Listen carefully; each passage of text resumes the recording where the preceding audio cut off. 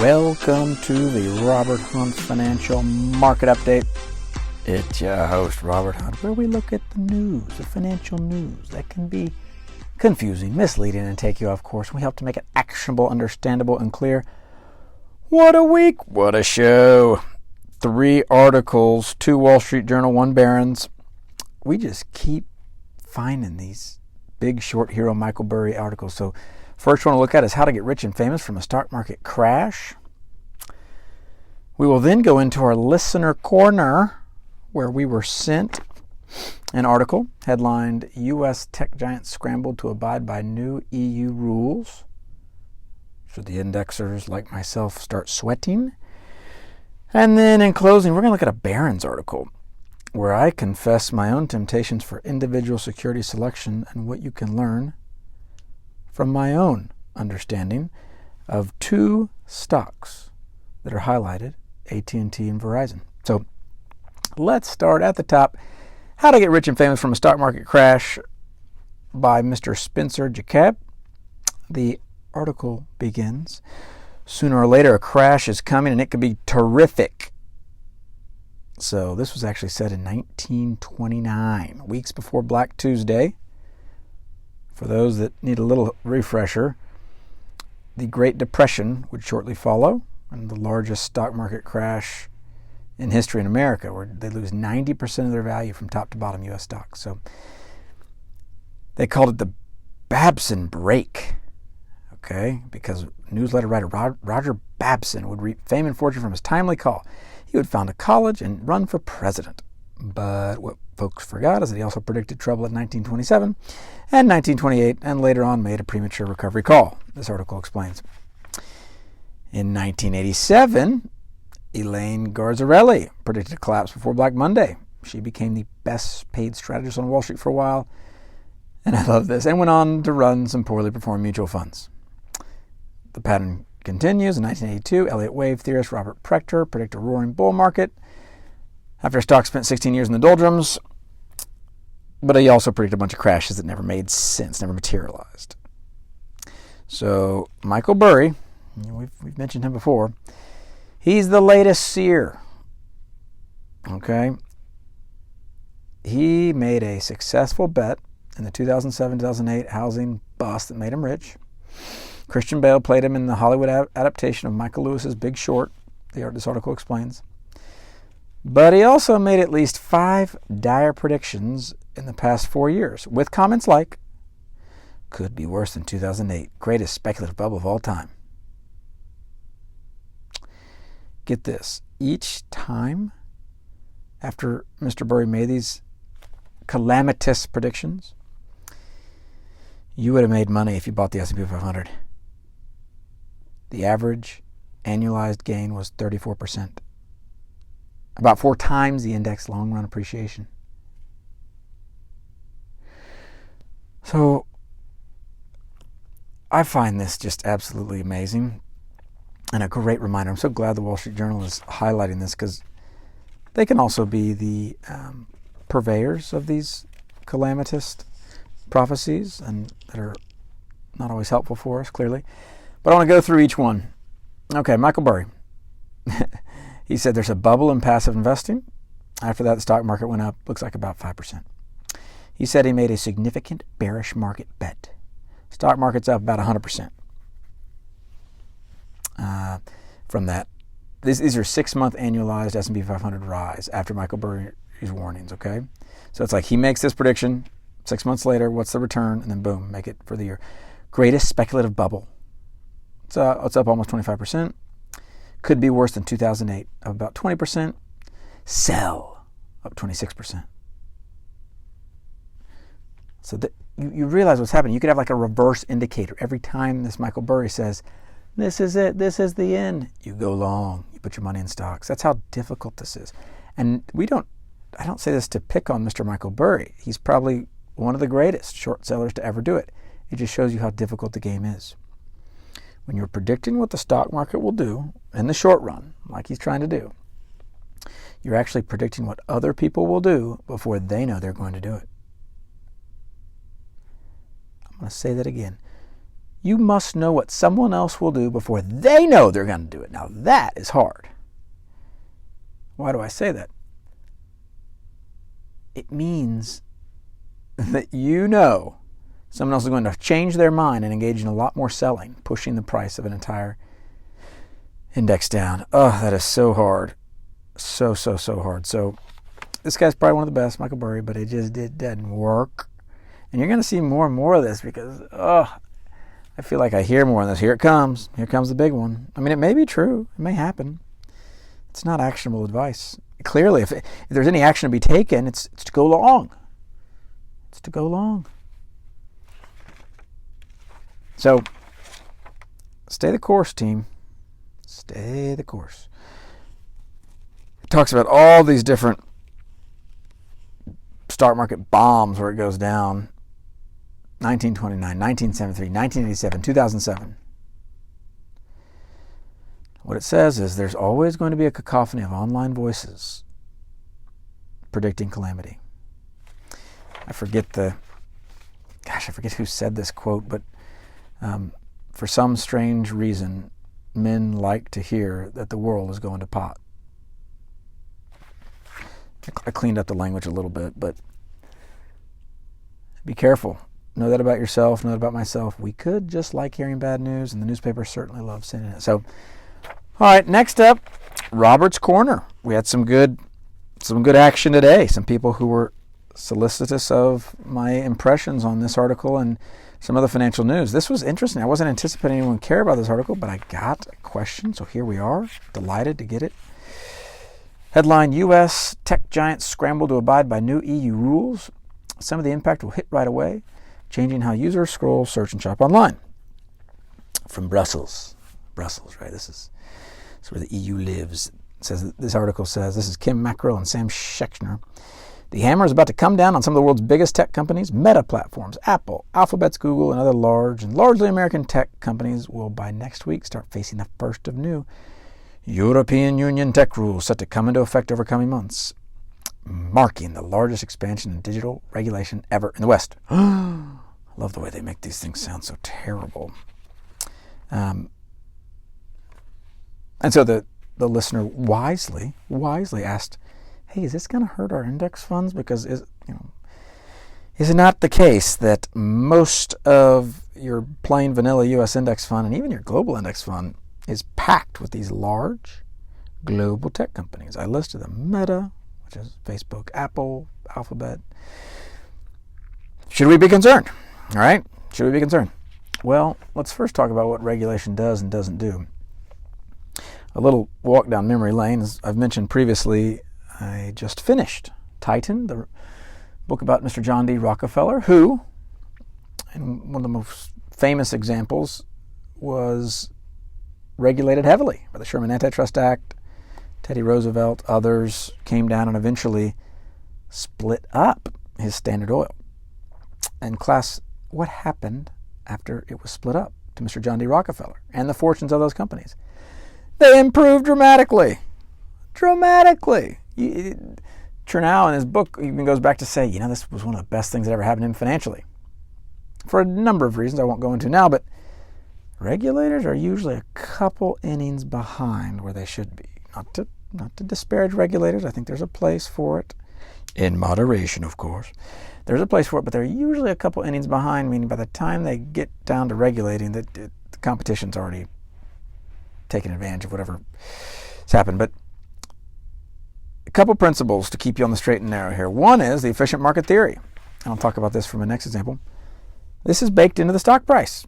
So believe it or else, as this information was happening, this regulation has been coming for years, a discount in the market size has been applied to all these companies. So what shocks the market is when something happens they don't expect, buyers and sellers don't expect. So if there was no regulation, that probably would be a surprise, and the stocks of these large multinational tech companies would go up. But as you'll notice, nothing really happened to the tech companies. Okay, so this news comes out, and okay, this could be really bad. What's going to happen to all these big tech companies? Not a lot happened to the market. Not a lot's happened to the tech companies. Why is that? Well, it was already baked into the price. So no secrets there. It's this article comes out. It's up. Just Google's up about 50% from the lows in January. Well, January, that's not January. There's bigger fish to fry. So no, investor, you don't need to worry about these things. But what a great article to push our way, because this could potentially make us think, oh, it's actionable. We need to sell maybe or diversify. You always diversify, but you don't need to do anything. You don't need anything. And then I had a friend of the show send me concerning, alarming news about an individual security, Charles Schwab. And it got pretty detailed, but it talked about basically their capitalization, and then it ranked Silicon Valley Bank and various other banks that had failed, and then showed Charles Schwab and just how similar they were. And they asked, I said, hey, what are you thinking over there, Robert Hunt? And I thought, great question, because I do think about this. I just went to the stock chart and I said, well, Charles Schwab, the stock is definitely taking a hit, but it's not priced to zero. I mean, the market doesn't believe that its capitalization is that bad. It's got a $105 billion market cap, meaning the investors have assigned that large a value to the company. So I don't think about it one whit. And my confidence comes from, get this, about 5 million shares of this stock, Charles Schwab, are traded every day. So every day there's a vote going on what should the fair market value be of Charles Schwab. That's a lot of eyes on one company. That's a lot of people transacting, confessing that, yeah, I think this is the right stock price, $58 or so. So I don't worry about it. Now, the detractor might say, but Robert, wasn't that the problem? Silicon Valley Bank thought it had equity, and then boom, it disappeared. To be sure, touché, to be sure, but it's the exception that you would have known. That very few people may have been able to dice through that balance sheet, but probably not you, probably not me. What's best for us is to be willing to embrace efficient market theory and realize that, yeah, I'm going to trust 5 million shares being traded at this price, that there's probably nothing that bad going on. It's the beauty of the index fund. We're able to price off other people. And then adventures and individual security selection. So you might think, index fund purist that I am never tempted to even engage in the thought of investing in an individual stock. You would be wrong. You would be wrong. I think about investing in individual stocks all the time. There are all sorts of things that happen in the stock market. I think, man, if I were just picking stocks, I would not pick that one. Wouldn't put that in the index, wouldn't. And boy, am I glad that I've embraced index fund investing, because most of my ideas are not that great. And if you've listened to the show for a long time, you'll know that it's like 5% of the stocks in an index that contribute to most of the return. So most everyone's ideas are not that great. Most people do not pick individual stocks that are going to outperform the index. It's just the probabilities aren't there. Some may. 5%, that's pretty good. If you can do it, but most of us can't. So, but this is a Barron's article, harkens back to July 19th. And what I was doing is this caught my eye just looking at stocks. I thought, well, these stocks, AT&T and Verizon, they yield over 8%. 8%. I mean, it's a high interest rate environment. Just as a review, right now in your money market funds at Vanguard and other places, you can get 5.25% risk-free. So maybe 8% is not that cool to you, but whoa. 8%. I mean, interest rates drop back down, and these dividends could stay the same. Verizon's about, this article says, 8.3 and AT&T's 8.1. But it's around there. It's probably not too far off. But I am tempted. I know this about myself. I think yield is just the coolest. Yield meaning, if you put $100,000 into AT&T and Verizon and it yields 8%, that's about $8,000 a year. $8,000 a year, passive. Now, I look at that and I start to talk myself into the stock. Well, it's AT&T, it's Verizon. Their infrastructure is incredible, and they've got all the spectrum, and they've got barriers to entry, and these brands. And if you want to get a cell phone, like how are you going to get on another network, et cetera, et cetera, et cetera. I can find myself talking. This article kind of does that. It says, well, they have debt problems, So that could be why the yield is so high. They have limited growth prospects. That could be why the yield is so high. And then I looked at their performance. Over the last year, Verizon stock is down about 24%. That's not good. Over the last 2 years, Verizon stock's down 40%. That's really not good. Over the last 5 years, Verizon stock's down 40%. Whoa. Let's remember the stock market was up in these time periods. AT&T over the last 5 years down 46%. So now I'm really talking myself and I'm thinking, oh man, bargain, shop at a bargain here. It's cheap, whatever. What am I doing right now? I'm yield chasing. As the old phrase says, more money has been lost chasing yield than at the end of a gun. Meaning, end of a gun means robbery. Right? More people have lost money trying to pick off yield than have been robbed throughout history. Now, it's an exaggeration, of course, but the point stands. I found myself kind of thinking, oh, how great would that be? How great would that be? But the market is so efficient. And I find that voice finally caught up and said, Robert, the market is so efficient. Go and dig a little deeper. And I did. And I understand why the market's only given it this high yield. These companies do not have great growth prospects. They have a ton of debt. And they are in a pretty competitive, commoditized business now with T-Mobile, and we'll see what Dish does. They can build that fourth network to compete, but the consumer now has a lot of optionality. They didn't have 10 or even 15 years ago. The stock market's woken up to that. The stock market's realized, I don't, even though it's hard to compete against these businesses, you or I couldn't go in a garage and decide we're going to build out Verizon better.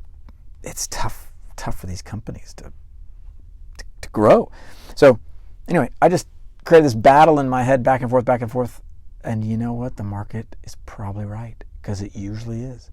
It's probably fair value for these stocks to trade where they trade. Verizon at $33 a share. AT&T at $14 a share. Bet you didn't know you'd hear that on the Robert Hunt Financial Podcast. We're giving tickers.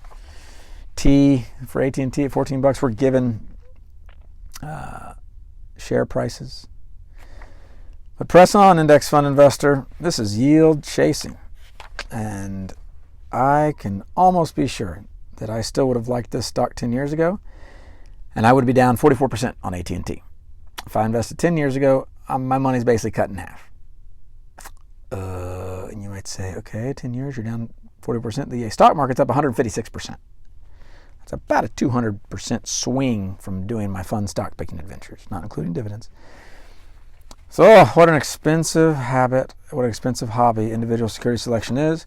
If you want to do it, I encourage you, have a fake ledger, fake stock picking ledger, or if you really have a lot of self-control, take like 1% of your net worth, no more than 5%, and engage in individual security selection. It is a great lesson for you. If it keeps most of your money indexed, it's well worth the exercise. What you'll find out, I suspect, is that you're not that good at it. I'm not that good at it. Indexing is the best. Keep at it. So stay the course, investor. A lot of folks are saying, buckle up, put your money in cash. Here comes the storm. Who knows? What we do know is that if we can just control what we control, keep those costs low, keep that investing simple, and keep that time horizon long, that's what's going to give us the best shot on our investing journey. Until next week.